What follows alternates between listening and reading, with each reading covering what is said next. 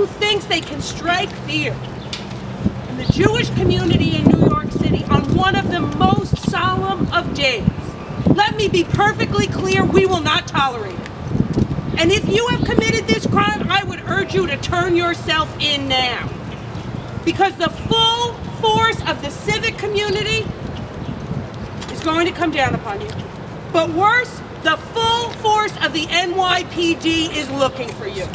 You will be apprehended and you will be prosecuted to the fullest extent of the law, because what has happened here is not Brooklyn, is not New York, will not be tolerated. Hate is a cancer and it must be eradicated, and that is what we are saying and doing today. Thank you very, very much.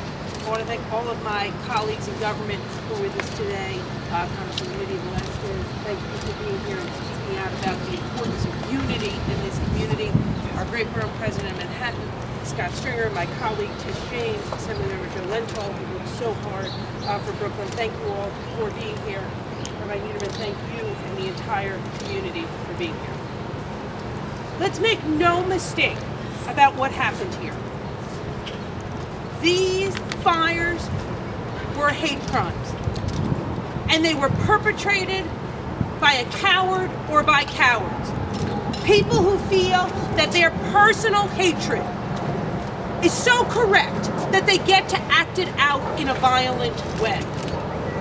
Well, we're here today as a united Williamsburg, a united Brooklyn, a united New York City, to say to those individuals, you do not represent any of the feelings of New York. You do not hold in your hearts what we know about New York City. What we know is our diversity is our greatest strength. Our city is the most diverse in the world, a place where people are free to live their lives as they seem fit. And we are not going to let any person or people in any way, shape, or form act in a way that's only intention is to bring fear to individuals who are doing nothing but living their lives. I assure you. In addition to that, if anyone has any information, they should step forward. They can contact any individual who is here today at this press conference. And I can also say to you that you will be caught, and it is in your best interest to turn yourself in. In fact, I urge you to turn yourself in before anyone from this community gets their hand on you. It's in your best interest. But whenever there is an act of hate, it will be meted out with a respect. When somebody kills two members of the community, two members of the residents of the city of New York, no matter who they are, it's such a tragic incident. So, and the speaker was right. They turned themselves in. Why? Because they heard the message very loud that you will be caught. You better turn yourself in. So I thank you and everybody for being so strong. Let me just finish with one thing. It was eloquently represented what it means.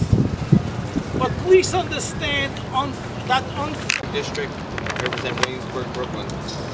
I want to thank the community leaders that are here today and the elected officials, Speaker Christine Quinn, Congressman Velasquez, Borough President Scott Stringer, former district leader Stephen Cohn, Councilmember Letitia James, Assemblymember Joe Lentol, who is here, David Pollack from JCRC, Rabbi David Niederman, UJO.